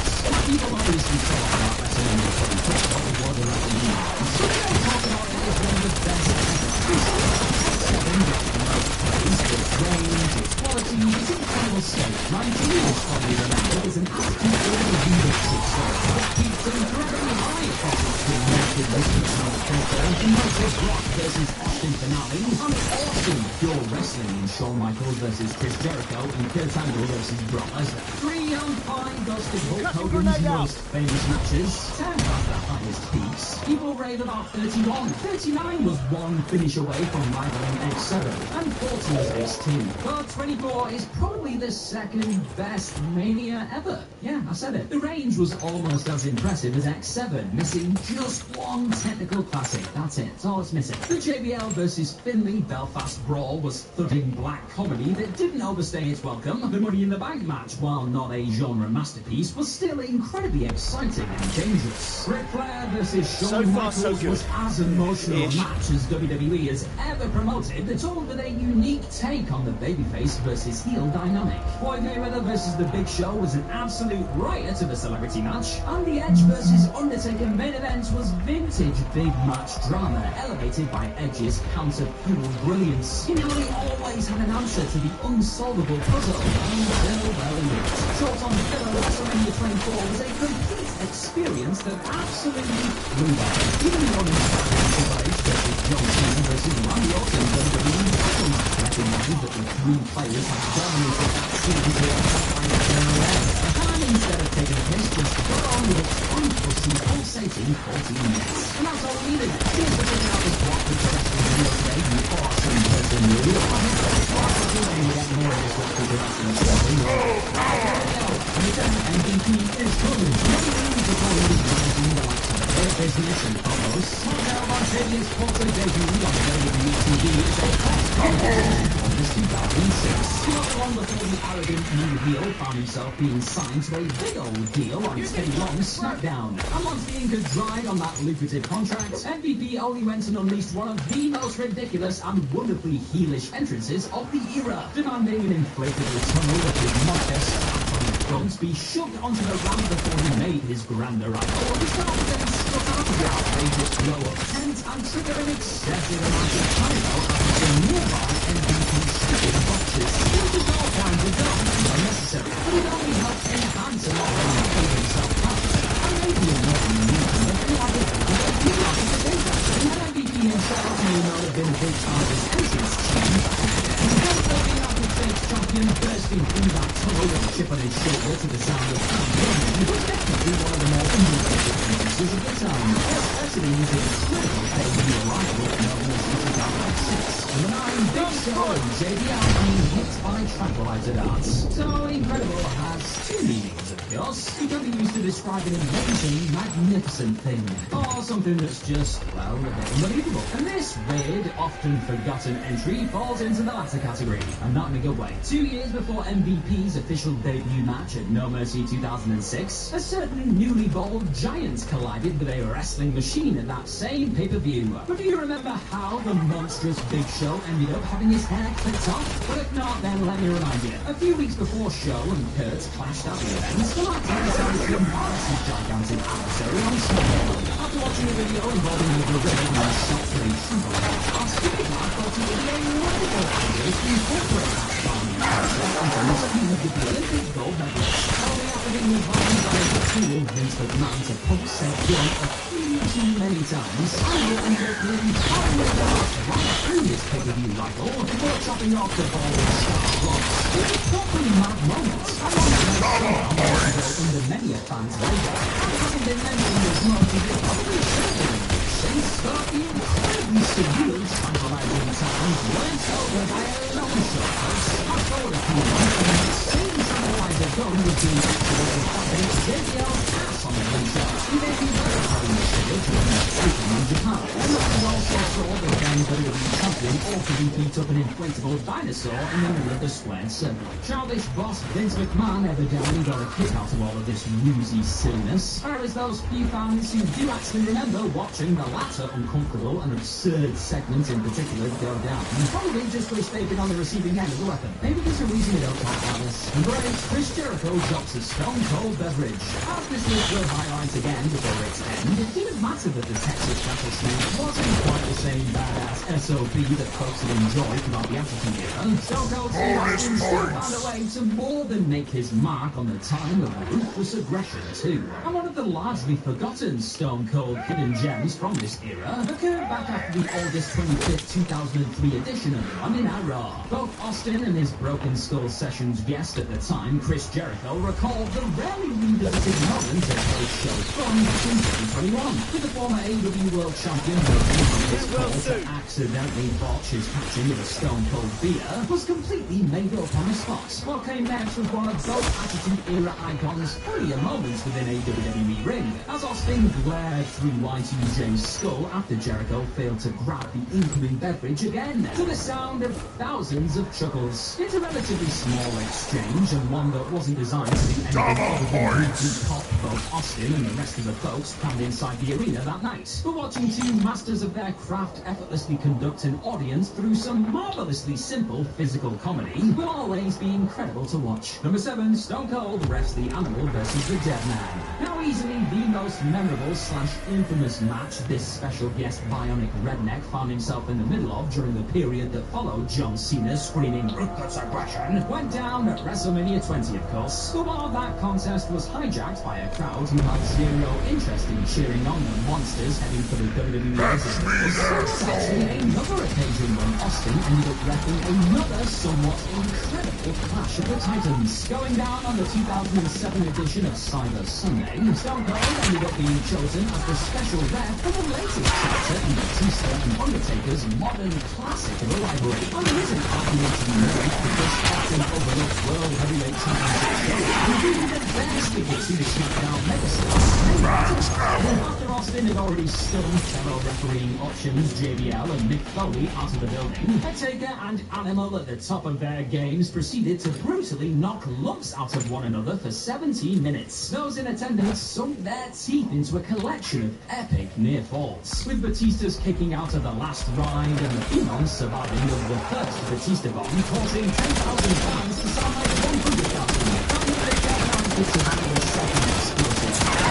As Austin enjoyed a very stressed period, still unprecedented very others. Rather than anyone, he said sweet blood WrestleMania weekend. Fans who over the treasure may have cocktailed the business on several magical and often absurd occasions over the years. But one of the most bizarre things is the movie, and the rarely discussed one, has to be wrapped down during the week of the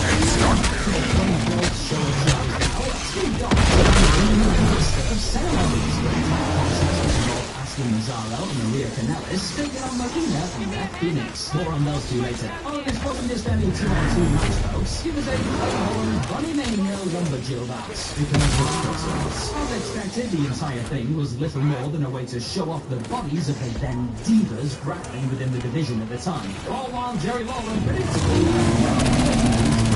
the action on commentary. There was one positive to be found amongst the forgettable 5-minute double showing though, one that played out in darkness for 2 of those due to an also quite incredible right action. In response to a despicable Santino Morella costing Maria the match, our Tawny hero, Lawler, and an angry Steve kept the attack. In fact, those moments of the visual Steve engaging in a never-ending snog with the most post-match. Whilst the other side of the contest itself and the results are just a few reasons this incredibly awkward bit of business is rarely spoken about today. Number 5, a rather underrated and brutal ladder war. Few would be quick to remember this specific ladder war when the words Hardy Boys or One Night Stand are thrown their way. Well, in fact, classically among the ruthless aggression time period, Matt and Jeff put on a pretty violent show opposite the world's greatest tag team at the 2007 event. Now, the Hardy Boys have obviously been involved in far more extreme, electric, and iconic ladder wars than this one on the one night ago that really attempted to go fully hardcore. However, not enough love has been shown to this party and inevitably invented a World Tag Team Championship once over the years. Poetry in motion, sandwich to a fearless Shelton Benjamin's willingness to test just how many metal bumps his battered back could take, to one of the nastier ladder suplexes you're ever going to see from Jeff to Charlie Hart. Both units were determined to steal the night, and they ultimately did exactly that, with the visual of Benjamin very nearly snapping his leg in two, eliciting a deafening roar from the crowd. However, to some tumbling to their doom on their way to successfully defending their straps. Now give it a watch and go and talk about it. Number 4, Simon Dean bites off more than he can chew. The Doctor of Economics, the rated R superstar, the Hurricane. The ruthless aggression era definitely goes for its fair share of only remembered gimmicks. But away from those far more regularly discussed characters found wandering around SmackDown Fists and the giant Monday Night Titantron, there was another wonderful personality that likely deserved more success than it ultimately experienced, generating all kinds of heat by blasting the folks watching on for their decision to scoff nachos over protein bars, watching the easy-to-despise fitness freak that was Simon Dean get battered by various top stars after trying to cram his Simon system down his throat. And our son may actually be able to recall that unusual time Daniel tried some of his products before completely annihilating the cotton purple special deal after thinking his honest. You're definitely brain dead now.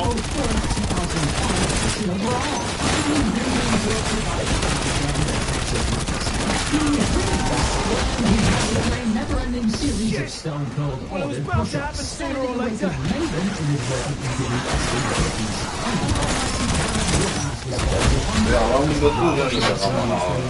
Fuck my life. The gimmick definitely rubbed folks up the wrong way, acted as the perfect foil for WWE's badass babyfaces, and was easily one of the most underrated comedy acts of the 2000s. They only targeted me because I'm smart. In 2007, Number 3, the ambulance echoed that followed the testicle of execution. The Big Red Machine was involved in some of the most disturbing and infamous moments this entire era had to offer. Even before he locked eyes on Rita, that was picked up one of the most unsettling storylines in WWE history. The new unmatched Kane had begun causing rather creepy and ridiculous chaos on Monday nights, targeting the McMahon family not long after setting Jim Ross on fire. This all ultimately led to Shane O'Mac feuding with The Undertaker's burned-up brother, in the wake of Linda being tombstoned by the Madman. Yet that happened. I was during this program when the son of the boss medically wound up having his testicles electrocuted on national television. What a time. What is rarely discussed when looking back on this consistently balmy feud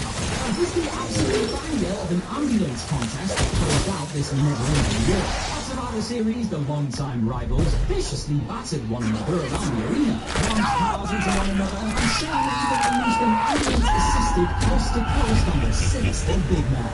Now it's It's not hard to understand why one of the strongest ambulance matches in WWE history is rarely referenced when talking about this routinely shocking ruthless aggression feud, of course. But this gripping conclusion and the hugely physical shifts both put in on the night are definitely worth your time. And it almost washes away those strange memories of Shane getting his balls exposed. And the two, Beth Phoenix and Melina, go for it at one night stand. And speaking of violent, ruthless aggression contests that have been largely slept on for way too long, the one night stand pay-per-view once again delivered the underappreciated goods back in 2008. This time, no ladders were necessary. Instead, Beth Phoenix simply snapped Melina in half with her bare hands. Lita and Trish Stratus's main event fight on Raw in 2004 justifiably sits as one of the most important contests of not just the era, but women's wrestling in general. But this I Quit war between the Glamazon and the former MMM member also proved exactly what this next generation of talented women could do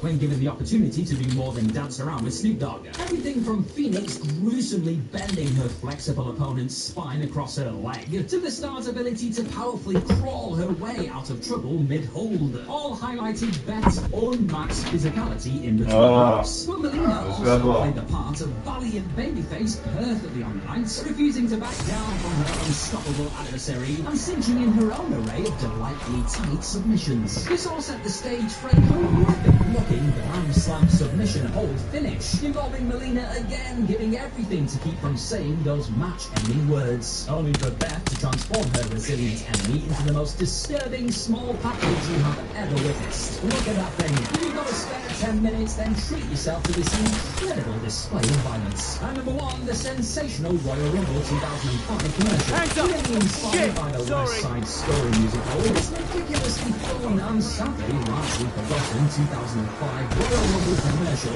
involved stars from both Raw and SmackDown singing about a Royal Rumble. That's right, as they clicked, lip-synced and mimed their way through a Vince McMahon nightmare. The likes of Rey Mysterio, Batista, Chris Jericho, Triple H, and so many more giving it their all in this gloriously cheesy piece of promotional material, all donning various horrendous wigs, is rarely ever replayed or talked about almost 20 years on from its Broadway debut. Though the presence of Chris Benoit throughout may be one of the reasons WWE still refuses to really acknowledge the clip, which is obviously very understandable. The fact McMahon himself also signs off the bizarre 1-minute ad by shooting up out of bed and noting that's not the Rumble I had in mind, before the night he infamously ripped both quads to shreds live on pay-per-view, is simply the icing on top of an incredible and talked about not nearly enough cake. Have you enjoyed this ruthless aggression this weekend? Then why not go and tap on this 10 best world champions of the WWE ruthless aggression era video too? It is just as ruthless and aggressive, oh I swear it is. Out of my way, shithead! So, the crowd in WWE's crown is a stupid thing to say, and maybe of the entire industry. There are other superstars out there right now dreaming of a main event in the shows, and making me thinking maybe I should pretend to be Elvis as a way to get there. That is a very niche and stupid joke. As we recently did go past the 40th do your thing, I've got nowhere to be. I sat down and binge-watched them all. No, I'm not proud of this. I do have some thoughts, however, Well, and if you this'll are do, smarter than me for and you once. don't want to do it, Bonus points. things you need to know. You do indeed binge-watch wrestling. Obviously, the first one isn't very good. That is not to say it wasn't important. Of course it was. First WrestleMania launched all of this, and without it, who knows where we are. Also captured the public interest and let the then WWF take a step into the future. It was huge. We do not need to worry about all that as fans. We just need to sit down and watch it. Ain't great. The opposite of what Jeff Jarrett just said. The whole thing is just based around the main event, which of course it's not Hogan and Mr. T versus Roman Reigns. I do not forget how massive Mr. T was in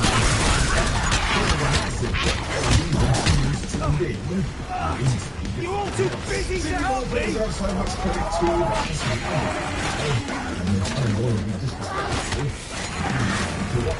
So many fights are just there to fill time, and what it's nice to see people now, you get faced with execution.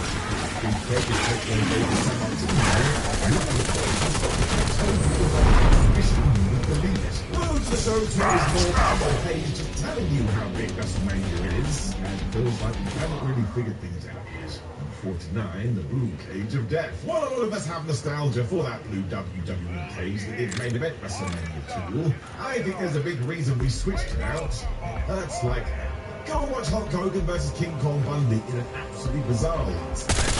Because their face every time they hit it, they don't sell like it's wrestling. They sell like, what are we doing? Please, can I go home? If they're actually put on a decent old school monster scrap, it's no wonder wrestling from that era was broken. Aside from the schedule, this structure is just designed to break some bones. Check with the doctor, and that is not ideal. Double Last another 13 years, and you know what match that was? That's right, it was the Valentine's Day Massacre from 1999, Steve Austin versus Vince McMahon. I hazard a guess that Vince felt this steal and went, yeah, let's never do that again. 48 WrestleMania 3 main event.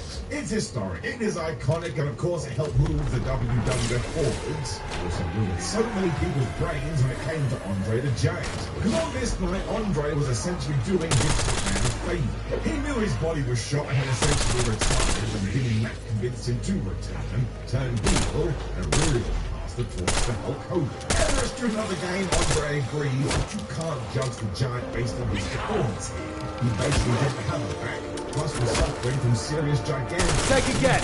Heads or tails? That's why when you tune in today, there is a tinge of sadness because he does not look mobile. They look in pain. Therefore, do not use this as an Andre the Giant guy. Go back a good 10 years before this and marvel at a dude that size flying around like easy. That man made no sense. He took off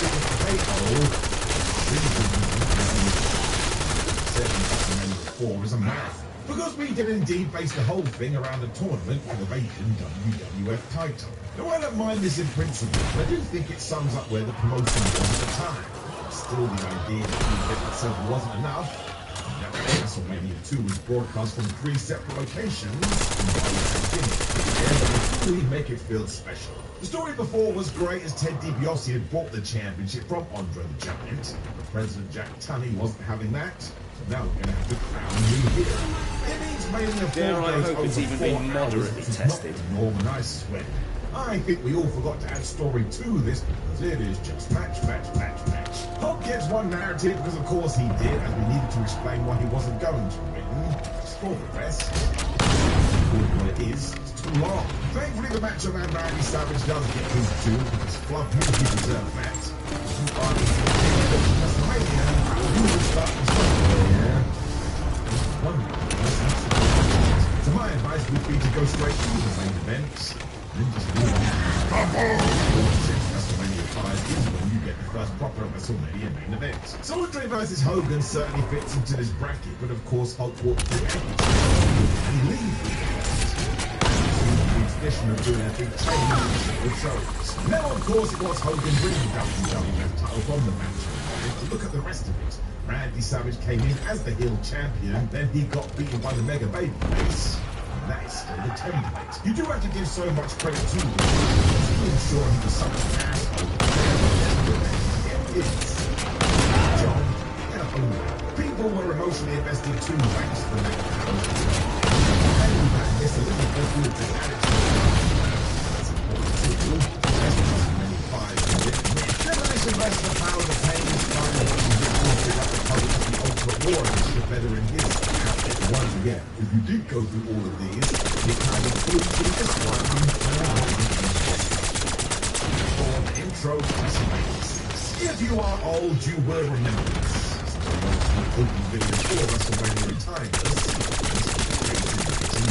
Vince McMahon, as he often did, chose to do it himself when he is screaming, "It's final title! It's the ultimate challenge! It's WrestleMania!" Man, you get pumped. I mean, it's totally over the top that it is played that way, and besides, this was mostly designed to get children excited. Please, mommy, go and buy me some merchandise. It also underlines what we are about to see. Hogan, the Ultimate Warrior headline, this show was mad. This was our two biggest baby faces. That does not happen. I think the match still works too, as long as you know what era we're talking about. Even the Warrior and Hulk Hogan look at it. Send the fans of the movie years. Once again, we just built a new foundation I offer a group discount. At WrestleMania 7, it's no surprise it was with a Macho Man who built this out of him because Randy Savage is all time. Plus, he was always about putting the match first. There is a slightly odd retirement stipulation that serves to reunite Randy and Miss Liz. Really, that's nice, so it's justified. Of course, Macho did return. However, there is all the emotion injected into this to look. Ultimately, Randy stole the show. That's not my fault either. They went out there to rather good matches like the Rockers versus the Barbarian Harpoon. The Hart Foundation worked their asses off against the Nasty Boys. They were not going to let that be bad. The main event is difficult because it is Hogan versus Sergeant Slaughter with the world's worst storyline. What makes that Warrior match even more interesting. He was certainly considered a flop after he didn't start business following his clash with Hogan. But on this night, Hogan, justice is to be Hogan. This one was not Sid Scott. Vince McMahon time and time again thought to make a new Hogan, he just got something like Hogan. I can tell you it doesn't work that way, and I'm leaving. I mean, Diesel started this fake next news and even Roman Reigns. The difference there was he was meant to copy John Cena, so once again it doesn't work. Hogan and Sid did headline WrestleMania 8, which was so bizarre because it wasn't for the world title. Ric Flair and the Macho Man had that honor and they kicked ass. However, they still